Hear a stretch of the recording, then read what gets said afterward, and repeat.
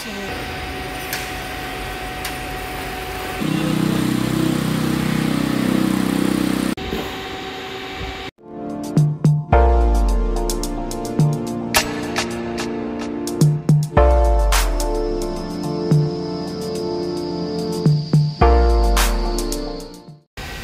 hi guys! This is Carmelita, by the way. So for today's video, i-share ko sa inyo yung next step para dito sa ating rebar. So after natin mag-rebar, so nakita nyo naman dun sa previous video, ito na yung gagawin. Magko-concreting na tayo ngayon para maging ready na siya to receive insulated panel. Pwede na tayo magtayo if nagawa na natin yung ating mga support. Okay, so ayan, ongoing na yung concreting nila. So ipapakita ko sa inyo sa slides na to yung process, setting up ng ating pump, ng ating mixer, ng ating linya. Line pump kasi ang aming gamit. So pati yung pagpapakinis ng ating concrete. So panoorin nyo to hanggang dulo. Thank you! So ito na, naka-prepare na yung aming area. Ready na tong bakal. So it is ready to receive na ng concreting.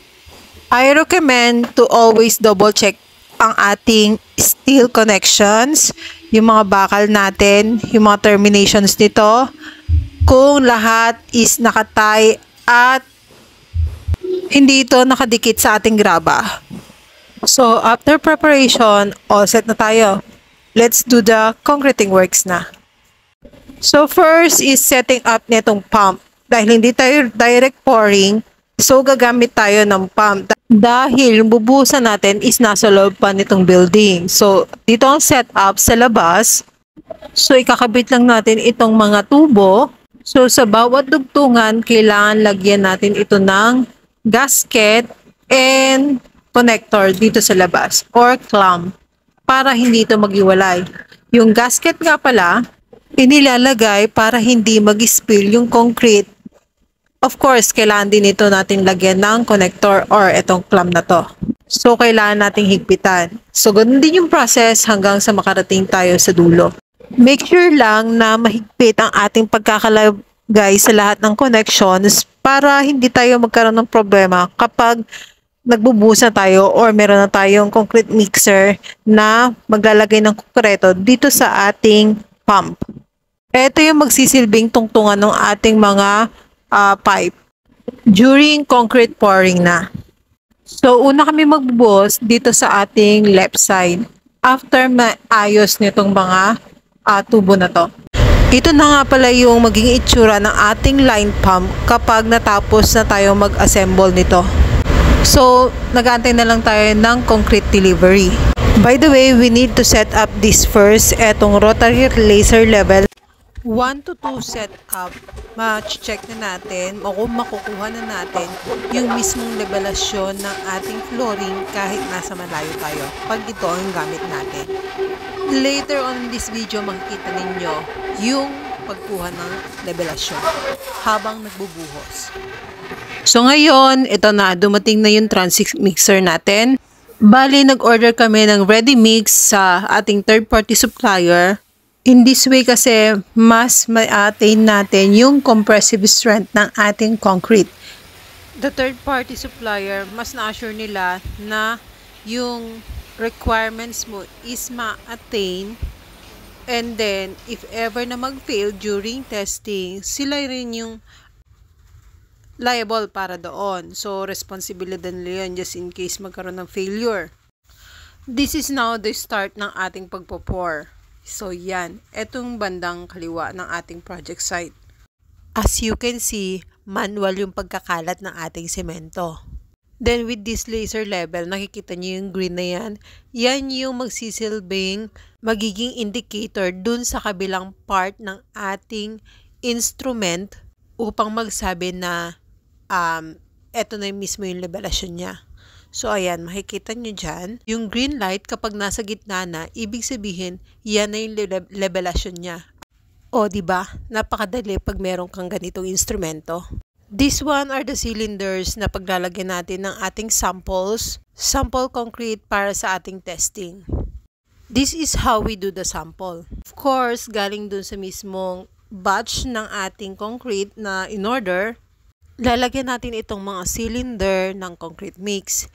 Then, slam 8 tayo. Gamit itong rod, babayuhin natin to or parang tutusok-tusukin for 25 times para siyang nagiging vibrator. Para mas maging sumiksik ang ating concrete at walang void. Then, itatabi lang natin ito sa isang place na hindi siya magagalaw. Then, after that, i-cure ito. After curing, tsaka natin ito ipapatesting sa mga third-party testing center. So, ito na nga, medyo nakaka 1/4 ng ating buhos. So, yan.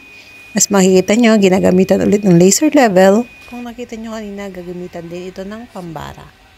Yan yung aming pambara, medyo mahaba, hindi ba? Para mas mahaba or mas malaki yung sakop nito.